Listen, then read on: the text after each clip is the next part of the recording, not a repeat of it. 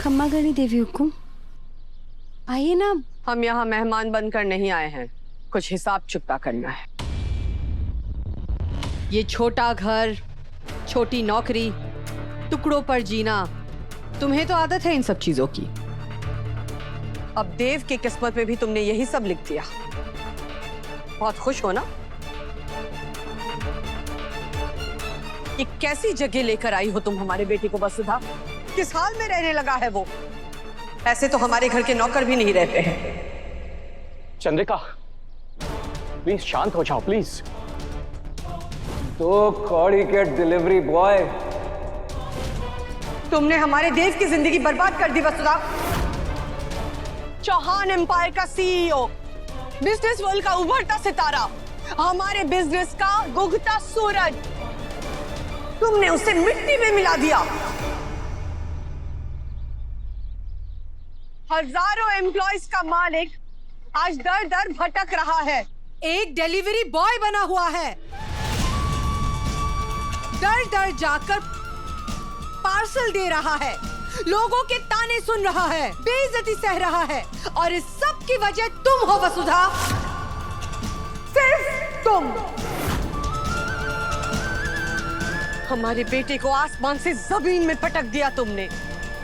पत्नियां पति के लिए वैभव लक्ष्मी बनकर आती है, पर तुम हमारे बेटे की जिंदगी में बदनसीबी बनकर आई हो वसुधा।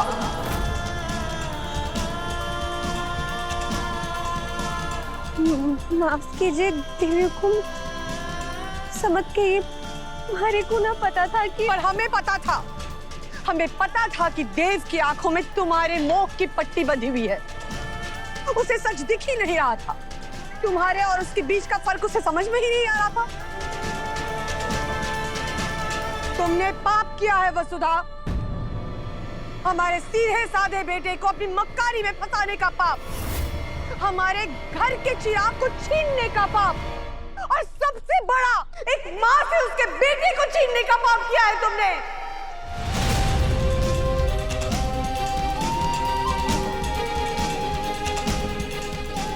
देव सर ने तो किसी बड़े ऑफिस में अच्छी नौकरी मिली है, फिर देवी हुकुम ये सब क्या कह रही है?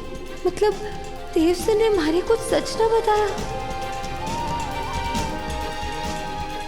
हमारे को पता है देवी हुकुम कि एक माँ के दिल का दुख हर दुख से बड़ा है। तुमने देव से उसकी खुशियां और पहचान दोनों छीन ली है वसुधा। प्लीज चंद्रिका, प्लीज शांत हो जाओ प्लीज। अभी कैसे शांत हो जाए? बहुत कुछ बोलना बाकी है, और अभी तो इसे इसकी किए की सजा मिलनी बाकी है। इसकी वजह से आज हमारा बेटा हमसे दूर हो गया है। ये एक माँ की गुनहगार है, आप इसकी तरफदारी मत कीजिए साहब।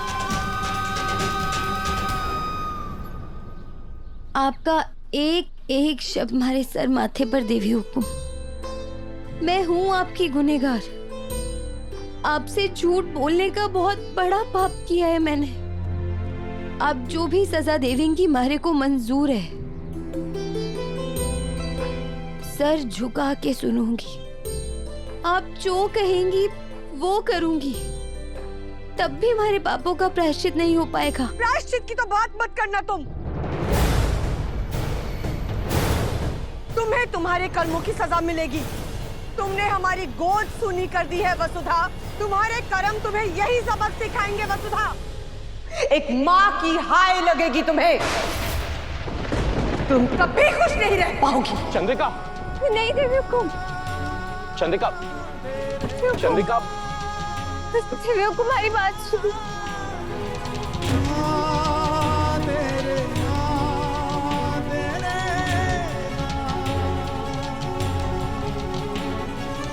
अपने आप को संभालना, सुख ध्यान रखना अपना।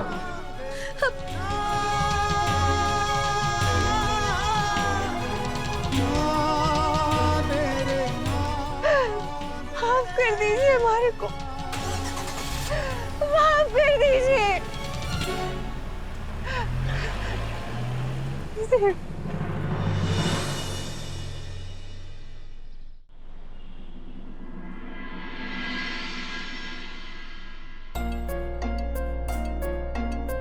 तो कौड़ी के डिलीवरी बॉय,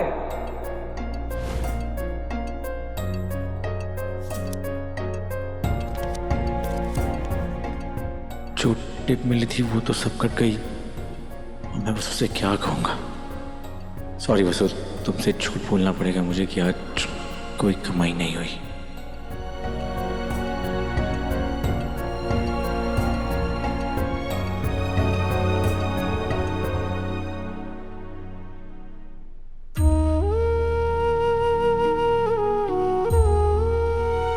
वसु, क्या हुआ? तुम्हारी तबीयत तो ठीक है? क्या हुआ है? अब आप भारे से झूठ बोलने लगे देव सर। मैं तुमसे झूठ क्यों बोलूंगा वसु? आप कैसे भूल गए कि आप चंद्रिका सिंह चौहान के बड़े बेटे हैं? आपका पहला धर्म है उस घर की मान मर्यादा को बनाए रखना। फिर आप ये कैसे कैसे काम करने के लिए तैयार हो गए? आपको अंदाजा भी है जब देवी हुकुम को सच पता लगा होगा तो उन्हें कितना बुरा लगा होगा। जब उन्होंने आपको डिलीवरी बॉय के कपड़ों में देखा होगा तो उनका दिल टूट गया होगा देव सर।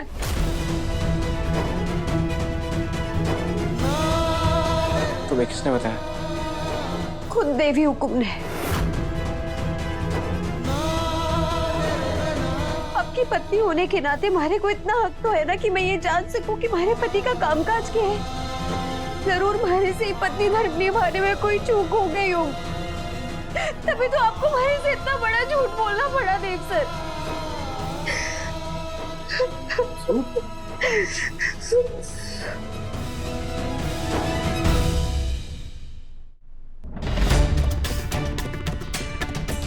साहब, हम जानते हैं कि आपने उस लड़की को अपने मन से बहू मान लिया है। तो क्या हमने एक ऐसी बहू के सपने देखे थे? बहू गृह लक्ष्मी होती है जो आते ही पूरे परिवार, पूरे घर को बांध कर रखती है। पर इसने तो हमारा घर ही तोड़ दिया, हमें अपने बेटे से अलग कर दिया। चौहान एम्पायर का सीईओ आज डिलीवरी बॉय का काम कर रहा है। जो लड़का लाखों के सूट पहनता था आज एक डिलीवरी बॉय के कपड़े पहन रहा है। पूरी दुनिया में रौब जमाने वाले लड़के को आज करणवीर जैसे आदमी के सामने जलील होना पड़ रहा है, और ये सब कुछ सिर्फ और सिर्फ उस लड़की की वजह से। और हम एक माँ उसे कभी माफ नहीं करेंगे। बस करो चंद्रिका। आज देव की ये हालत वसु की वजह से नहीं, तुम्हारी वजह से है।